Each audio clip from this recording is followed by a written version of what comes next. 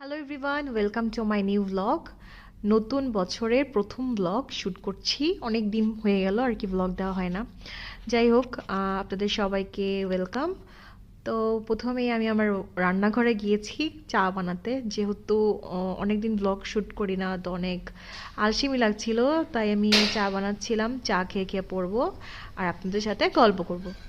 যেহেতু কয়েকদিন ধরে প্রচণ্ড শীত যাচ্ছে, খুব আলসি লাগে, সকালে উঠতে ইচ্ছা করে না। সবার সাথে এরকম হয় কিনা জানি না, আমার এই উইন্টারে একদমই পড়াশোনার একদমই হচ্ছে না। খুবই খারাপ অবস্থা। দেখা যায় যে 10টা 11টার দিকে ঘুম থেকে ওঠা হয়, উঠেও আবার খুব আলসি লাগে।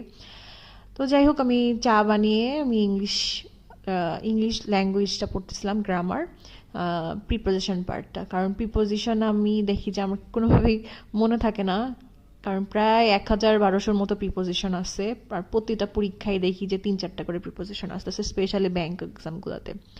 তো সামনে সবার পরীক্ষা প্রাইমারিতে। আমি পরীক্ষা দিব না, বিকজ আমার বাসা থেকে আমার হোম ডিস্ট্রিক্ট অনেক দূরে হয়ে যায়, আর আমার অতটাও ইন্টারেস্ট নাই। আমি অ্যাপ্লাই করছিলাম, বাট পরীক্ষা দিচ্ছি না। প্রধান শিক্ষকের পরীক্ষাটা অবশ্যই দিব, ওটার জন্য আছে অনেক ইচ্ছা। আর ব্যাংক বিসিএস সবগুলো প্রিপারেশন তো চলতেছে। আপনারা যারা আমার ভিডিও দেখেন, প্লিজ কমেন্ট করবেন। আমার কমেন্ট দেখতে খুব ভালো লাগে এবং আমি সবার কমেন্টই রেসপন্স করি। আমার ভিডিও দেখে যদি একটু ইন্সপায়ার লাগে বা পড়তে ইচ্ছা করে, অনেক সময় দেখা যায় না, শীতের দিনে শুয়ে আছি, ইউটিউবে স্ক্রল করছি, তখন আর কি যদি এরকম স্টাডি ব্লগ থাকে, তখন মনে হয় আলাদা একটা মোটিভেশন কাজ করে, পড়তে ইচ্ছা করে। তো এরকম যদি একটু আপনাদের কাজে আসে আমার ব্লগ, তাহলে প্লিজ কমেন্ট করবেন। আর এই তো আমি পড়ার পর আর কি একটু ঘর গোছাচ্ছিলাম। আর এই পাশাপাশি টিভিতে আমি একটা অনলাইনে ক্লাস দিয়ে গিয়েছিলাম। আমার টিভি যেহেতু স্মার্ট টিভি, আমি ফোন দিয়ে কানেক্ট করতে পারি। আমার অনলাইন ক্লাসগুলো আমি টিভিতে বসে বসে দেখি, আমার ভালো লাগে। তারপরে আবার পড়ার টেবিলে চলে আসলাম। আবারও ইংলিশ পড়ছিলাম, যেহেতু ইংলিশের অনেক অনেক সিলেবাস, অনেক পড়া। তো একটানা অনেকক্ষণ আর কি ফোকাস ধরে রাখা সম্ভব না।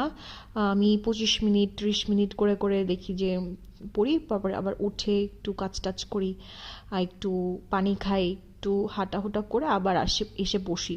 কিন্তু আমার কাছে মনে হয় যে এই যে উঠা আবার ফিরে আসা টেবিলে, এই জিনিসটা অনেক সময় হয় না। দেখা যায় যে 25 মিনিট 30 মিনিট পরে এই যে উঠলাম, আর যেতে ইচ্ছা করে না। এই যে স্পেশালি উইন্টার সিজন এইটা হয়। তো এই যারা এরকম ডিসিপ্লিন ধরে রাখে, তারাই আসলে এগিয়ে থাকবে। আই ডোন্ট নো আমি কতদূর কি করব, সবার দোয়া চাই। আর দেখা যাক কি হয়, আমি কতদূর পারি। আমি খুবই মাঝে মাঝে অ্যাংজাইটি ফিল হয়, আমার খুব ডিপ্রেসড লাগে যে এত পড়তেছি, কিছু তো মনে থাকতেছে না। মাঝে মাঝে মনে হয় কিছুই মনে নাই, আবার মনে হয় যে না, সবাই তো এই অবস্থা, আবার পড়তে বসি, আবার আবার নিজেকে মোটিভেট করি। তো এইরকমভাবে চলছে দিন। আপনাদের কীরকম যাচ্ছে দিন, আপনাদের পড়াশোনা কীরকম অবস্থা, আমাকে প্লিজ কমেন্ট করে বলবেন। আচ্ছা, এখন আসি রুটিনের কথা। যে আমরা, মানে আমার কাছে মনে হয়েছে যে রুটিন জিনিসটা খুব ইম্পর্টেন্ট, বাট টাইম ধরে ধরে স্পেসিফিক যদি আমরা কোনো রুটিন বানাই, ওইটা কোনো দিনও কাজে আসে না।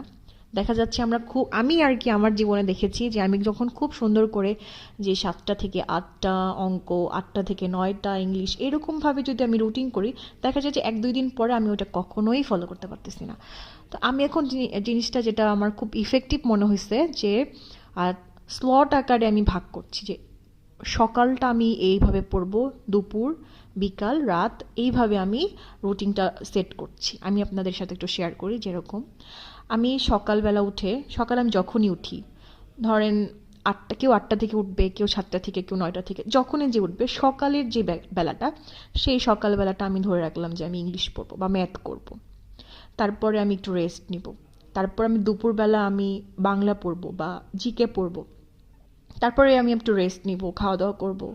তারপর আবার বিকালবেলা আমি এই জিনিসটা পড়বো। এইভাবে যদি আমরা ভাগ করে নেই, কোনো স্পেসিফিক না, জাস্ট মানে টাইম স্লটটা ভাগ করে নিই, তাহলে আমার মনে হয় যে রুটিনটা আসলেই কাজে লাগে এবং খুব ইফেক্টিভ হয়। আমার ক্ষেত্রে আমি দেখেছি যে এইভাবে আমি দেখলে ভালো হয়। মানে আমি যদি জাস্ট 7টা থেকে 8টা, 8টা থেকে 9টা এইভাবে টাইম স্লট করি, তখন দেখা যায় যে আমি ঘুম থেকে উঠতে পারলাম না একদিন।